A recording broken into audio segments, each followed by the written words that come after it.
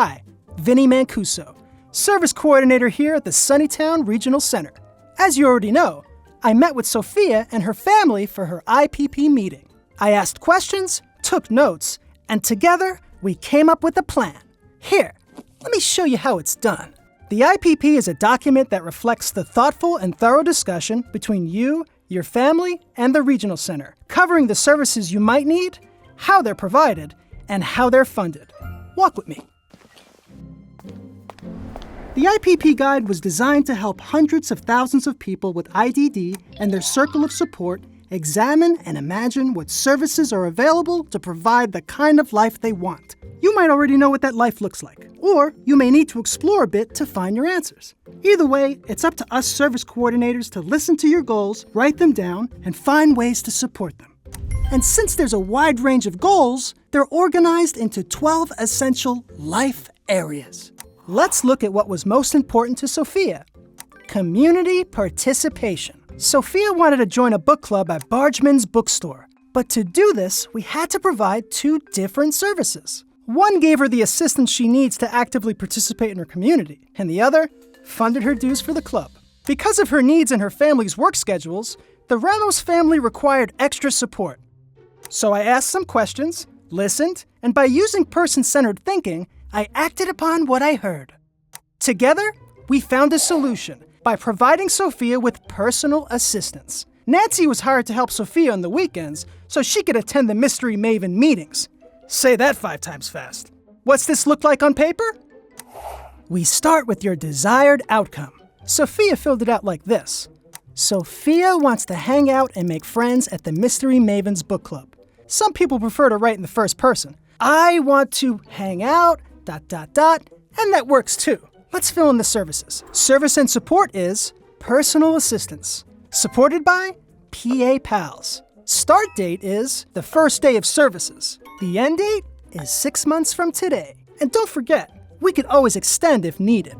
Personal assistance services are provided by the hour. Sofia needed Nancy once a week, so we provided her 12 hours a month. Later, we discovered Nancy's services would be needed twice a week. So we updated Sofia's IPP to 24 hours a month, and the service is funded by the Regional Center. So we solved how Sofia can participate in the club. Now we had to figure out how to pay for it. The Regional Center is always updating services, and I found out that the club's dues can be covered under social recreation and camp services. Let's fill that out. Service and support, social recreation and camp services. Supported by Mystery Mavens. The start date is the day she joined the club. The end date is the last day the services are authorized to occur, in this case, 6 months from now. Which should be long enough for Sofia to figure out who done it. But don't worry, we could always discuss extending services when they're nearing the end date. Now, while some supports are fully funded by one source, others rely on multiple sources. In this case, the entirety is funded by the Regional Center. If you have any questions, ask your service coordinator to explain. This continues until all your chosen life areas are completed. And once that's done, we move on to the agreement section. Now, you could agree on all services, some services, or no services. Also, you could request a notice of action if you need to challenge a decision the Regional Center made to your services.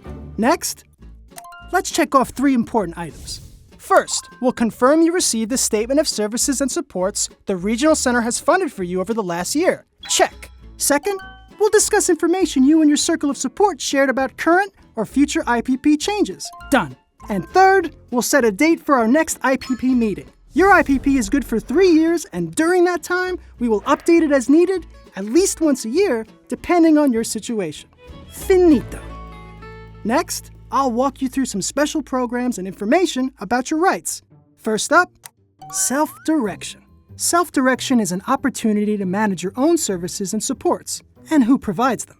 Sofia mostly chose traditional services, but the Ramos family also uses participant-directed services, so they could have her Uncle Tito provide respite. A family who wants to manage their own services and hire their own staff could explore the self-determination program. 4731 complaint. The regional centers are required to have a process available for you if you have grievances with the regional center or a service provider. The whistleblower policy means that you or someone advocating for you are protected if you anonymously report illegal or improper activity anywhere you receive services. California says opportunities for competitive integrated employment shall be given the highest priority for people with IDD. This means real money for real work. The Regional Center can help you register to vote if you're eligible.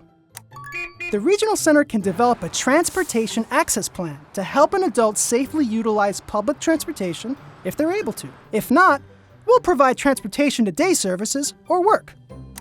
Voila! Now, this was just a quick overview of the IPP process, so make sure you discuss yours in greater detail with your service coordinator. There's only one thing left to do: sign it. All right, Ramos fam, time to sign. Did you look everything over? Yes, looking good. Great. Sign on the dotted line. And remember, every time your IPP changes, you'll have to re-sign. So, that's it. Easy peasy, lemon squeezy. We filled out papers, and now in the near future, we'll get back together for a follow-up to make sure the IPP is still working. Remember, your planning team strives to be person-centered in all they do, and that person in the center is you.